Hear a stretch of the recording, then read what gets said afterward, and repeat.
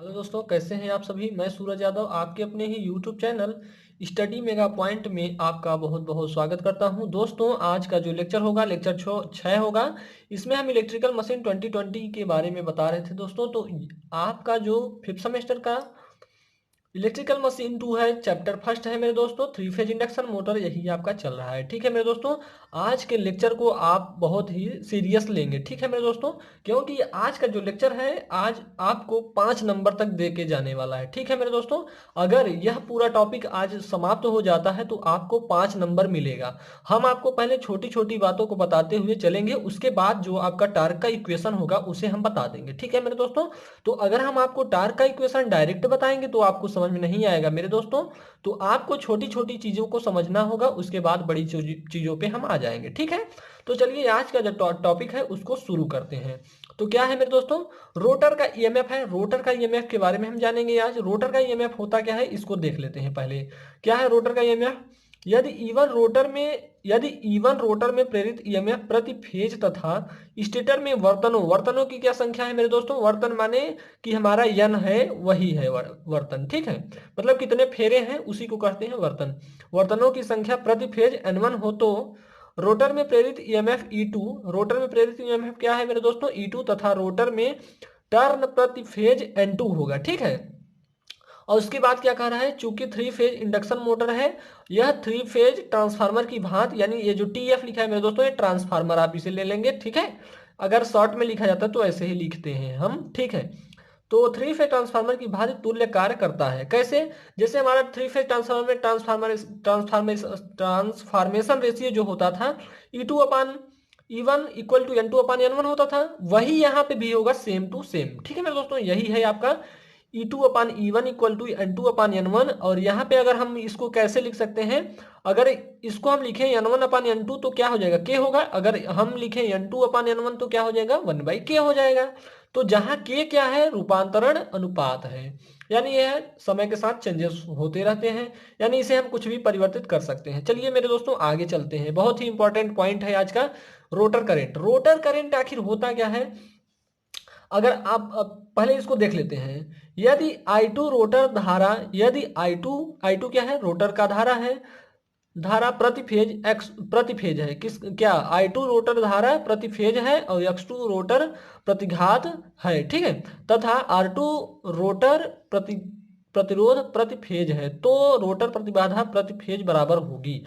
क्या होगी मेरे दोस्तों? अगर अगर हम एम्पीडेंस की बात करते हैं तो एम्पीडेंस को जेड से प्रदर्शित करते हैं। तो दोस्तों आपको पता होगा एम्पीडेंस इक्वल टू होता था कि अंडर रूट में आर टू का स्क्वायर प्लस X2 का स्क्वायर। ये आपने पढ़ा होगा फंडामेंटल एसी में। ठीक है, तो वहां पे आपने पढ़ा होगा, लेकिन यहाँ पे हम रोटर के लिए ले रहे हैं। ठीक है मेरे दोस्तों, अगर स्टेटर की बात की जाती तो यहाँ पे करंट क्या हो जाती? I2 हो जाती, और जो हमारा ये प्रतिघात है ये X2 हो जाता, और यहाँ पे जो रेजिस्टेंस है ये क्या हो जाता? R1 हो जाता। ये हमारा क्या होता है? X1 होता है, ये हमारा R1 होता है। किसके लिए? स्टेटर के लिए। ठीक है, हम यहाँ पे रोटर को लेके चल रहे हैं। ठीक है, तो रोटर में क्या होता है, सारी बातें तो रोटर में ही होती हैं, तो इसलिए रोटर लिया जाता है। ठीक है मेरे दोस्तों, चलिए आगे चलते हैं। तो आपको हम बताएं कि जैसे हम जेड इक्वल टू क्या लिख सकते थे? जेड इक्वल टू लिख सकते थे हम R2 square plus x square होता था। ठीक है, इतनी बातें तो आपने कहाँ पढ़ा था? फंडामेंटल एसी में पढ़ा था। अब यहाँ पे बात आ जाती है कि यहाँ पे जो हम ले रहे हैं, जो राशियां हैं यहाँ पे, वो किसके लिए है? रोटर के लिए है। तो रोटर के लिए क्या हो जाएगा मेरे दोस्तों? तो यहाँ पे देखिए, प्राइमरी के लिए क्या लेते हैं हम? 1 1 लेते हैं, और सेकेंडरी के लिए 2 ले लेते हैं। ठीक है, तो यहाँ पे क्या हो जाएगा? Z2 का स्क्वायर इक्वल टू R2 का स्क्वायर प्लस X2 का स्क्वायर, और आगे क्या हो जाएगा? अगर हम Z इक्वल टू Z2 की वैल्यू लिखें तो क्या हो जाएगा? इतना हो जाएगा मेरे दोस्तों। तो चलिए आगे चलते हैं। अगर हम कह दें रोटर करंट क्या होगी, कि क्या मैंने पूछा मेरे दोस्तों, रोटर करंट की बात अगर आपसे पूछ ली जाए तो रोटर करंट इक्वल टू क्या होगा? तब रोटर करंट,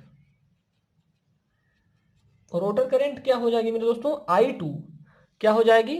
यहां पे हम लिख रहे हैं I2 इक्वल टू क्या हो जाएगी मेरे दोस्तों? E2/Z2। ठीक है, इतनी बातें आपको समझनी है इसमें।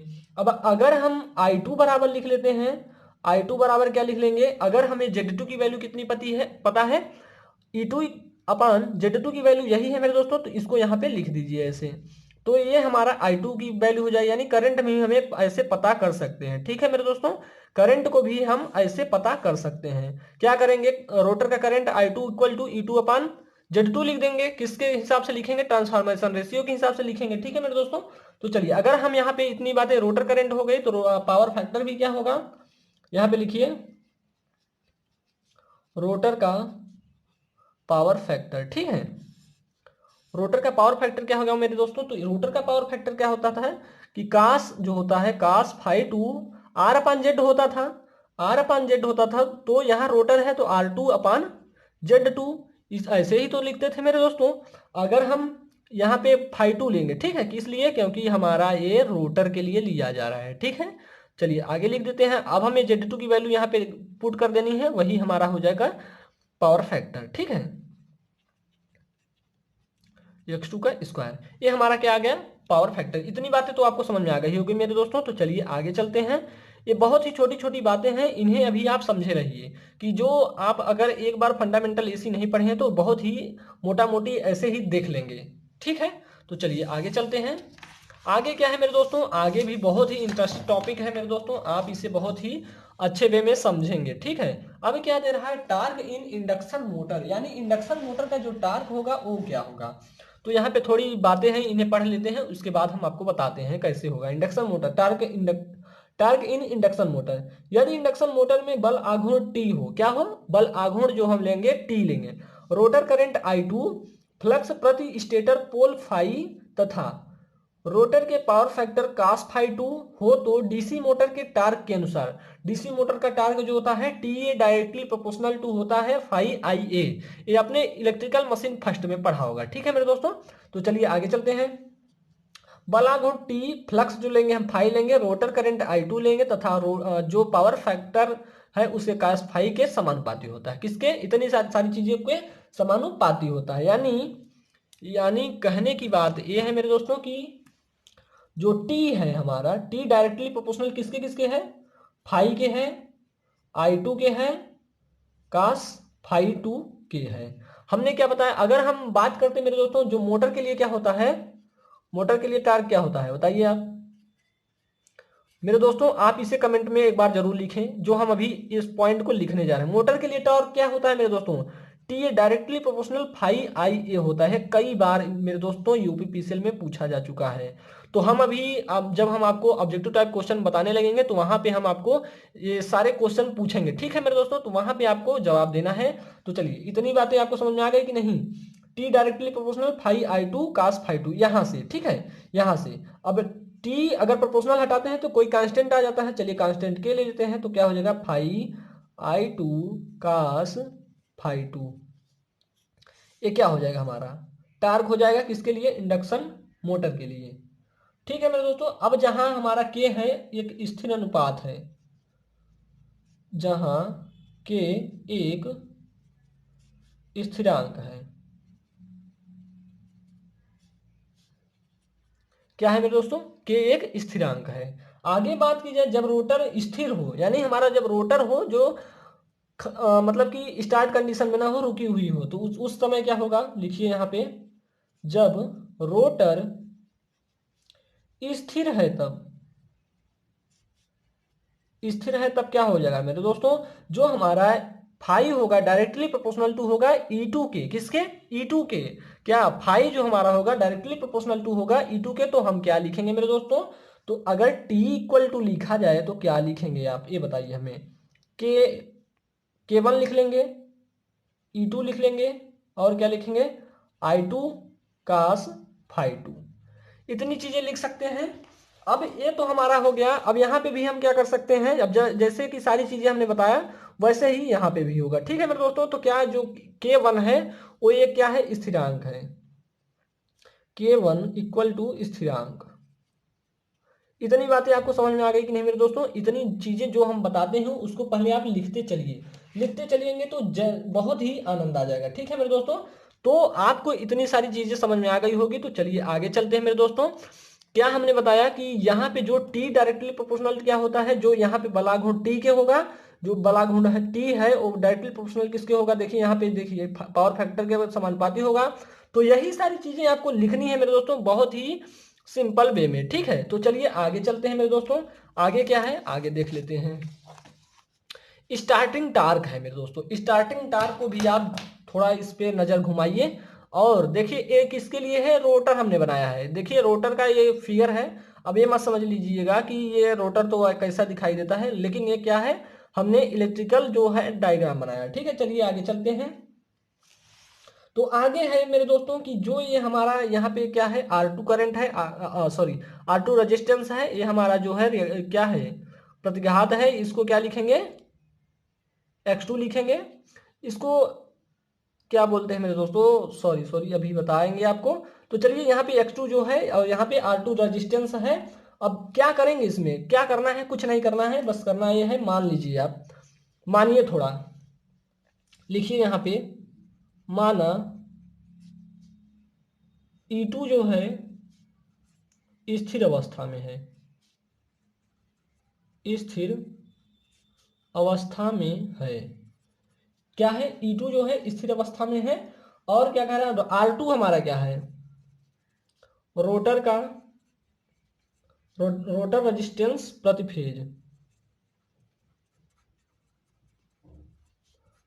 फेज। इतनी बातें आपको समझ में आ गई होगी मेरे दोस्तों। तो चलिए अगर हम बात की जाए यहाँ पे X2 की, तो X2 क्या है, इंडक्टेंस है, क्या है जो हमने बताया अभी X2 यहाँ पे लिख देते हैं इंडक्टेंस, इंडक्टेंस है, इंडक्टेंस ये भी क्या है प्रति फेज है, ठीक है मेरे दोस्तों। रोटर का इंडक्टेंस है प्रति फेज। आगे अगर बात की जाए I2 क्या है, ये भी क्या है करंट है, किसके लिए, रोटर के लिए, ये है रोटर करंट।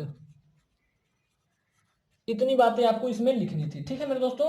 और बात की जाए आपकी कि अगर हम कर दें कह दें कि पावर फैक्टर की बात की जाए, तो पावर फैक्टर क्या होगा मेरे दोस्तों, तो पावर फैक्टर होगा आपका cos फाई 2 लिखते थे, cos फाई 2 क्या है, ये पावर फैक्टर है, ठीक है। इतनी बातें तो आपको समझ में आ गई होगी। चलिए आगे चलते हैं। अगर हम बात करें दोस्तों कि अगर हमारे जो प्रतिबाधा यानी इम्पीडेंस क्या होगी, यानी Z2 की वैल्यू क्या होती थी मेरे दोस्तों, तो आप जानते हैं क्या होती है, R2 का स्क्वायर प्लस X2 का स्क्वायर। ये तो बहुत सिंपल बात है क्योंकि हमने BEE में पढ़ चुका है, ठीक है। अब अगर I2 की वैल्यू हमने क्या बताया अभी पीछे, I2 इक्वल टू होता है E2 अपान का Z2। इतनी बातें आप समझ में आ गई होगी। अगर आप एक फिगर बनाए होंगे तो वहां पे जो Z की वैल्यू लिखी जा रही है कुछ ऐसा बनाए थे, BEE में कोण हमारा फाई 2 है, यहाँ पे फाई 2 ले लेते हैं और यहाँ पे X2 और ये हमारा होता था R2।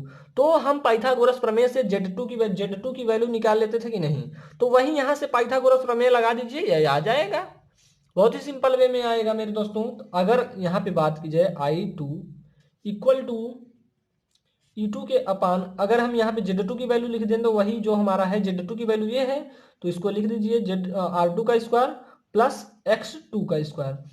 तो मेरे दोस्तों X2 क्या है मेरे दोस्तों, इंडक्टेंस है, किसका, रोटर का इंडक्टेंस है। चलिए आगे चलते हैं। अगर हम यहाँ पे बात की जाए पावर फैक्टर की cos फाई 2, तो ये क्या हो रहा था R2 अपान Z2। अब यहाँ से आप क्या निकाले थे कि R2 अपान का Z2 की वैल्यू रख दीजिए यहाँ पे R2 का स्क्वायर प्लस X2 का स्क्वायर, हो गया।